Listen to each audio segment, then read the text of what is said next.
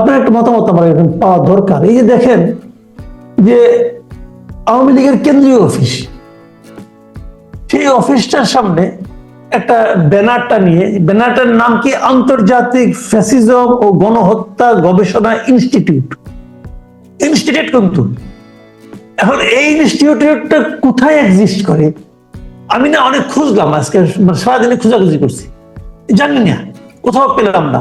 এবং এই ইনস্টিটিউটের প্রধানকে অথবা দ্বিতীয় ব্যক্তিকে, আমি প্রথম আলোর নিউজ দেখছিলাম, ওরা নিজেরা জিজ্ঞাসা করেছে শীর্ষ ব্যক্তিকে, যারা ওখানে ছিল তারাও জানে না।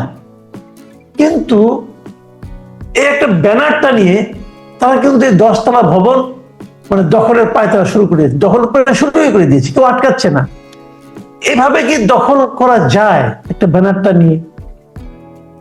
না, কোন সভ্য দেশে এই ধরনের দখল প্রক্রিয়া করা যায়। এমনকি কেউ যদি ক্রিমিনালও হয়, কোন সংগঠন যদি ক্রিমিনাল সংগঠন হয়, এই ধরনের সম্পত্তির অধিকার নিতে গেলে এটাকে কোর্টের মাধ্যমে আসতে হবে, আইনি লড়াই করতে হবে, বাজেয়াপ্ত করার নির্দেশ পেতে হবে, এবং তার পেছনে যথেষ্ট পরিমাণে যুক্তি তর্ক থাকতে হবে। এবং যদি আদালত এটাকে বাজেয়াপ্ত করার নির্দেশও দেয়, এটা আপিলে যাওয়া যাবে। মানে এটা একটা দীর্ঘ আইনি প্রক্রিয়া। আর যে সংগঠন সম্পূর্ণ ভুঁইফোড়, যাদেরকে আমরা কেউ চিনি না, একটা ইনস্টিটিউট, তার মানে এটা শুধুমাত্র একটা প্রতিষ্ঠানই না, এখানে কিছুটা গবেষণা, কিছুটা শিক্ষাদান, কিছুটা পাঠদান এগুলি হয়ে থাকে। এটা নিজের এটা একটা ঠিকানা থাকার কথা। মানে সে তো আর এই বাড়িটা দখল করেই প্রথমে এটা বানাচ্ছে না, নিশ্চয়ই ইনস্টিটিউটটার একটা ঠিকানা আছে, এটা নিশ্চয়ই রেজিস্ট্রেশন আছে, এটা নিশ্চয়ই কোথাও না কোথা থেকে অনুমতি আছে। তো সেইগুলা কিছু না থাকলে আসলেই এইরকম একটি প্রক্রিয়াকে আমরা ধরে নেব যে এটা দখল প্রক্রিয়া, এটা দখল করা হচ্ছে। এখন কোন সভ্যতার সাথে এটা করা যায় না, কোন সভ্য সমাজেও এটা করা যায় না। আপনি যদি একটা গ্রামের মধ্যে ঢুকে আপনি কোন একটা জমিতে কিছু একটা করতে শুরু করেন, প্রতিবেশীরা প্রশ্ন করবে যে আপনি এই জমিতে কিভাবে আসলেন, আপনি কি এটা কিনেছেন, নাকি উত্তরাধিকার সূত্রে পেয়েছেন, নাকি কেউ দান করেছে, নাকি এটা খাস জমি সরকার অনুমোদন দিয়েছে। একটা গ্রামে আপনি পারবেন, একটা জলাভূমিও আপনি নিতে পারবেন না এইভাবে বাংলাদেশের আইনে। সেইখানে বঙ্গবন্ধু এভিনিউর উপরে এত বছর ধরে একটা জায়গা, যেটা একটা রাজনৈতিক দল ব্যবহার করছে, এবং রাজনৈতিক দলটা বৃহৎ একটি রাজনৈতিক দল, যদিও তার কার্যক্রম এখন স্থগিত বা ভবিষ্যতে তারা কার্যক্রম করতে পারবে কিনা সেটার কোনো নিশ্চয়তা নাই, কিন্তু সম্পত্তিটা তো তাদের। তো কেউ ধরেন যদি মরে গেলে তার সম্পত্তি দখল করা না যায়, কেউ যদি নির্বাসনে চলে যায় তাহলে যদি সম্পত্তি দখল করা না যায়, বহু বছর আগে যারা এখানে সম্পত্তি পেলে ভারতে বা পাকিস্তানে চলে গিয়েছেন, তাদের সম্পত্তি নিয়েও যদি নানান রকম আপত্তি থাকে বা অধিকারের লড়াই থাকে, তাহলে এইটা তো আমি মনে করি যে অত্যন্ত গর্হিত কাজ হচ্ছে। এবং এটা প্রমাণ করে দিচ্ছে যে বর্তমানে যে প্রশাসন আছে, এই প্রশাসন আইনের প্রতি শ্রদ্ধাশীল না। এই প্রশাসন আসলে ত্রিচারী, এটা দ্বিচারিতাও বলবো না, এটা ট্রাইকোটোমাস। মানে একদিকে তারা ন্যায় নীতি আন্তর্জাতিক আইনের কথা বলেন, আরেক দিকে তারা এনসিপি এবং কিছু দলকে একেবারে প্রকাশ্য পক্ষপাত করেন, আরেক দিকে তারা দেশের যে আইনের শাসন এবং দেশের যে সংবিধান এবং অন্যান্য বিষয়াবলী আছে সেগুলিকে বৃদ্ধাঙ্গুলি প্রদর্শন করে এরকম লুটপাট, ভাঙচুর, সম্পত্তি দখল, ভুয়া অর্গানাইজেশনের পেছনে দাঁড়িয়ে যাওয়া, এগুলা তারা করছেন। এটা এক ধরনের ত্রিচারিতা। যেমন ধরেন এনসিপি নিবন্ধন নাই, তারা এটার পিছনে দাঁড়িয়েছেন, এই ইনস্টিটিউটের কোনো ঠিকানা নাই, এটাকে কেউ বাধা দিচ্ছেন না। এগুলা আসলে এই যে বাধা না দেওয়াটা, এটা দেখে আমার একটা কথা মনে পড়লো, আপনি নিশ্চয়ই খেয়াল করেছেন যে একটা মানে হিন্দি একটা মুভি ছিল না, পিকে? হ্যাঁ, পিকে, আমির খান, অত্যন্ত সুন্দর মুভি, এটা দার্শনিক একটা মুভি, কিন্তু এটার ভিতরে অনেক মেসেজ আছে। ওই মুভিতে আপনি খেয়াল করেছেন, ও যখন নানা রকম ওর ওই রিমোটটা ফেরত পাওয়ার জন্য নানা জায়গায় যায়, তো ওই লোকজন তাকে চট থাপড় মারে, সে করে কি এই গালে একটা দেবতার ছবি লাগায়, এই গালে একটা দেবতার ছবি লাগায়, একদিকে হয়তো শিবের লাগালো, একদিকে গণেশের লাগালো, তো যে মারতে আসে ওটা দেখে আর মারে না। তো আমার কাছে মনে হলো কি, এরা যে ইনস্টিটিউটের নামটা ব্যানারটা টানিয়েছে, এটা অনেকটা ওইরকম যে আমি এখানে ব্যানারটা নিয়েছি, অতএব এখানে কেউ কিছু আমাকে জিজ্ঞাসা করবে না। এই ব্যানারটাই কিন্তু এখন দেবতার ভূমিকা অবতীর্ণ, দেবতার ছবির ভূমিকা অবতীর্ণ হচ্ছে। এই যে মানসিকতাটা, এই মানসিকতাটা সমাজটাকে কোন দিকে নিয়ে যাবে? এই মানসিকতাটা সমাজকে আইন ভঙ্গ করার দিকে নিয়ে যাবে। যার জোর আছে কিংবা যার মব আছে কিংবা যার পৃষ্ঠপোষকতা আছে কারো, সে এরকম ফেলে থাকা, পড়ে থাকা, পরিত্যক্ত অথবা কোনো কারণে দখল হারানো লোকদের জমি জমা, বাড়ি গাড়ি, এটা সেটা নানান কিছু নিয়ে ফেলতে শুরু করবে। এইটাকে বলে মাছের আইন, এটাকে বলে মাৎসর ন্যায়, এইটাকে বলে কেয়স, এটাকে বলে অ্যানার্কি, অরাজকতা। এবং সেই দিকে সমাজকে ঠেলে দেওয়ার জন্য একদল লোক বেশ আগ্রহের সাথে কাজ করছেন বলে আমার মনে হচ্ছে। আপনি দেখেন, এই বাড়িটা যিনি পরিষ্কার করছেন তার কোনো পরিচয় না, একটা ছবি এসেছে। আবার এই বাড়িতে নাকি যারা পরিষ্কার করছেন তারা এই বাড়ির মধ্যে দখল করে থাকতেন, ওইখানেই এই বাড়িটাকে ময়লা করেছিলেন এবং ওইটার দখল নিয়েছিলেন। তারাই নাকি আবার এখন ঝাড়ু টাড়ু দিচ্ছেন, তাদেরকে দিন মজুরির ভিত্তিতে নিয়োগ করা হয়েছে। মানে বিষয়গুলি খুবই হাস্যকর এবং খুবই আশঙ্কাজনক। ব্যাপারটা কিরকম হয়েছে আমি আপনাকে বলি। ধরেন আপনি, এক সময় ছিল বাংলাদেশ থেকে মানুষ 3 মাস 4 মাসের জন্য তীর্থযাত্রায় যেত, হজ করতে চলে যেত, গয়া কাশি চলে যেত, 2-3 মাস পরে ফেরত আসতো। এখন বাংলাদেশের মানুষ তীর্থযাত্রা যাইতে পারবে না, চলে গেলে এসে দেখবে যে কেউ তার বাড়ি ঝাড়ু দিচ্ছে, কেউ সেটা দখল করে নিয়েছে, আন্তর্জাতিক বসবাস ইনস্টিটিউট নাম দিয়ে কেউ মনে করেন বাসস্থান মানে ঢুকে পড়েছে, কেউ আন্তর্জাতিক পরিচ্ছন্নতা ইনস্টিটিউট নাম দিয়ে ঝাড়ু দিচ্ছে।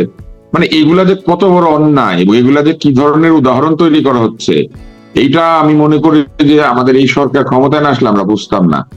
আমরা ভেবেছিলাম যে এই সরকারে যারা আছেন তাদের অনেক আন্তর্জাতিক অভিজ্ঞতা, তারা কিন্তু প্রত্যেকেই বাংলাদেশের চেয়ে বিদেশে বহু সময় কাটিয়েছেন। এদেরকে আপনি দেখবেন Australia, New Zealand, England, Papua New Guinea, Haiti, Honolulu, কোনো জায়গা বাদ নাই তারা সেমিনার সিম্পোজিয়াম করে না।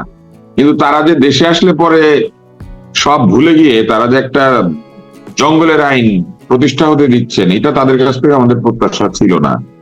যে ভদ্রলোক আমাদের প্রধান উপদেষ্টা, উনি নরওয়ে, সুইডেন, সুইজারল্যান্ড এদের সাথে ঘনিষ্ঠ, উনি নোবেল পুরস্কার পেয়েছেন, উনি পৃথিবীর দেশে দেশে ঘাটে মাঠে ঘাটে মোটিভেশনাল বক্তৃতা দেন, উনি বক্তৃতা দিলে $1,00,000 পারিশ্রমিক পান।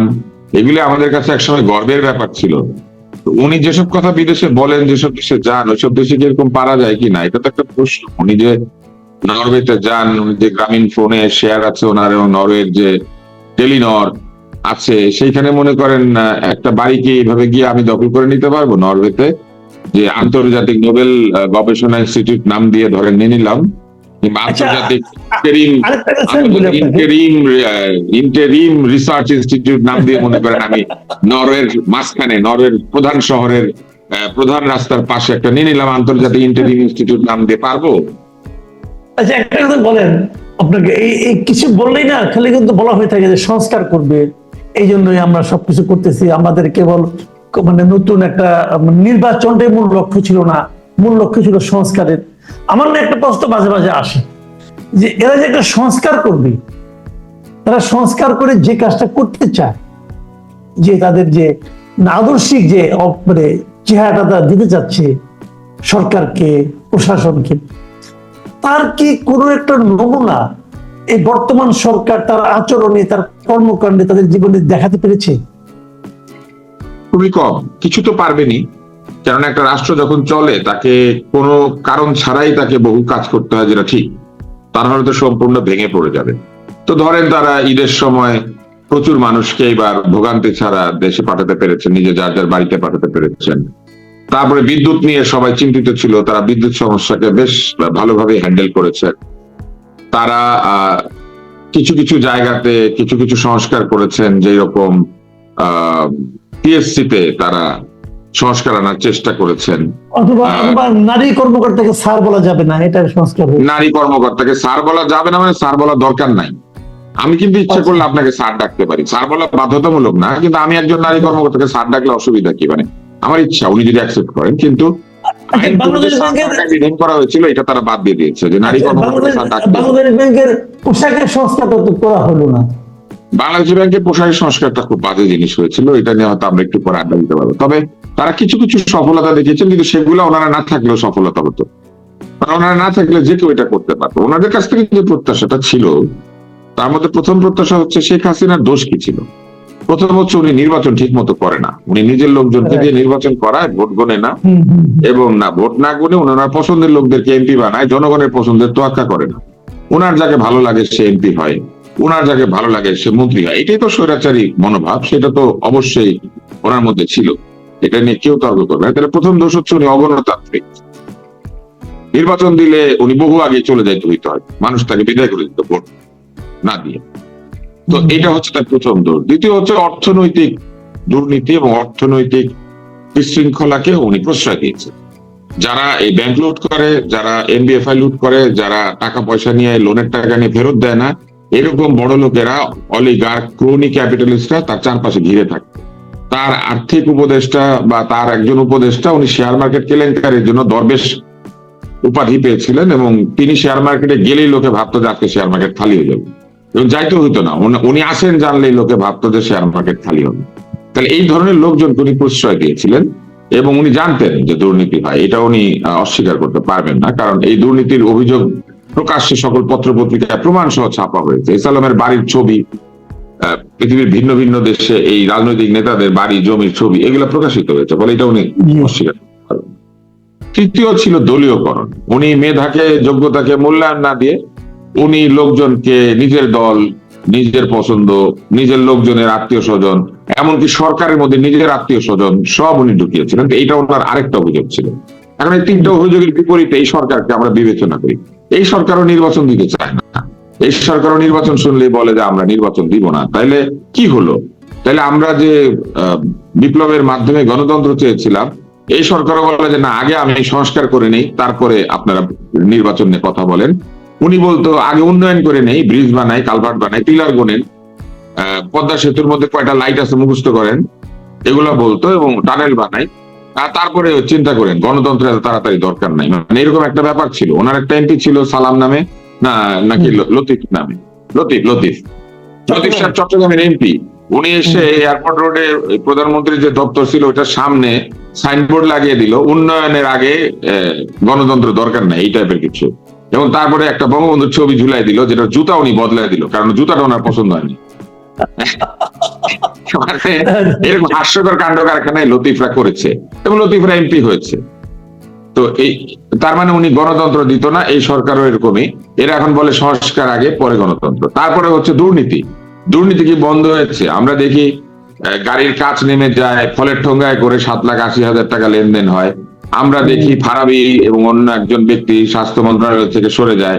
আমরা দেখি কোনো পথ ছাড়াই গাজী সালাউদ্দিন তানভীর নামে একজনের বিরুদ্ধে 400 কোটি টাকার অভিযোগ ওঠে। আমরা দেখি একজন তরুণ উপদেষ্টার, যিনি বন্দুকধারীও বটে, সে বন্দুকধারী উপদেষ্টার এপিএস, তিনি 300 কত কোটি টাকার অভিযোগে পড়ে যান। তার মানে তো একই ঘটনাই আছে।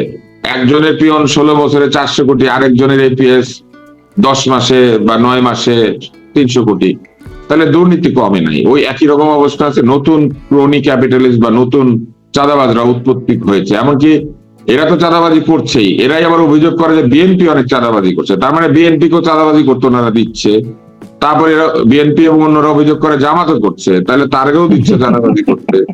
তার মানে চাঁদাবাজি, দুর্নীতি এটা বন্ধ করার জন্য তারা খুব একটা বেশি হয় সফল হন নাই, না হলে তারা এটাকে আশকারা দিচ্ছেন। যেরকম এই যে বাড়ি দখল করে নিয়েছে বিচার ব্যবস্থা, কি ইনস্টিটিউট, কি গণহত্যা ইনস্টিটিউট না কি যেন, আন্তর্জাতিক ফ্যাসিজম ও গণহত্যা, আন্তর্জাতিক ফ্যাসিজম ইনস্টিটিউট। এই যে এইসব ভুয়া অর্গানাইজেশন তৈরি হতো, তারা দিচ্ছেন। দিনে দুপুরে গুলিস্তানের মতো জায়গাতে একটা 10তলা বাড়ি, এটা লিফট খুলে নিয়ে গিয়েছে, লুটপাট হয়ে গিয়েছে, এমনকি দেয়ালের টাইলসও নাকি নিয়ে গিয়েছে, সেইটা আবার ফ্যাসিজম ইনস্টিটিউটের জন্য ঝাড়মুছ করা হচ্ছে। তো এই যে এগুলো ওনারা হতে দিচ্ছেন, তো এই যে অবস্থা, এই অবস্থা কিন্তু ওনারা হতে দিচ্ছেন। তাইলে আমরা খুব একটা তফাৎ পাচ্ছি না। জমি দখল, বাড়ি দখল, দুর্নীতি, ফলের ঠোঙ্গায় করে টাকা নেওয়া, আর নির্বাচনে কি? হ্যাঁ, তারপরে দেখেন, তারপরে ছিল দলীয়করণ, নিজের লোকজনকে সব জায়গায় বসিয়ে দেওয়া। আপনি দেখেন উত্তরের মেয়র বসিয়ে আছে তদবিরে, যতগুলা পিএস এপিএস নিযুক্ত হয়েছে সব নিজের পছন্দে। স্বাস্থ্য উপদেষ্টা নিজের পছন্দের 3 ভৃত্য নিয়ে এসে 2টাকে দুর্নীতির দায় সরাতে বাধ্য হয়েছেন। এরা কিসের ভিত্তিতে? যোগ্যতার ভিত্তিতে এদেরকে নিয়োগ দিয়েছিলেন? মোটেও না, চিনে, বাড়ির কাছের লোক, এরকম দিয়েছে। তার মানে স্বজনপ্রীতিও বন্ধ হয় নাই, তদবিরও বন্ধ হয় নাই। তার মধ্যে দেখেন, আগে আওয়ামী লীগ বিভিন্ন জায়গাতে পুলিশ নিয়ে, আর্মি নিয়ে বা প্রতিরক্ষা নিয়ে নানান জায়গা থেকে ঢুকিয়ে তারা মিছিল মিটিং করতো। পয়লা বৈশাখের শোভাযাত্রার সামনে পুলিশ দিয়ে ভরে দিয়েছিল, সেই চেহারাও বদলায় নাই। উল্টা এনসিপি নামে একটা দল মোটামুটি বাংলাদেশের সকল নিরাপত্তার সাথে নিয়ে পদযাত্রা করে, হাটে পায়ে পিছে চলে 16 চাকার গাড়ি।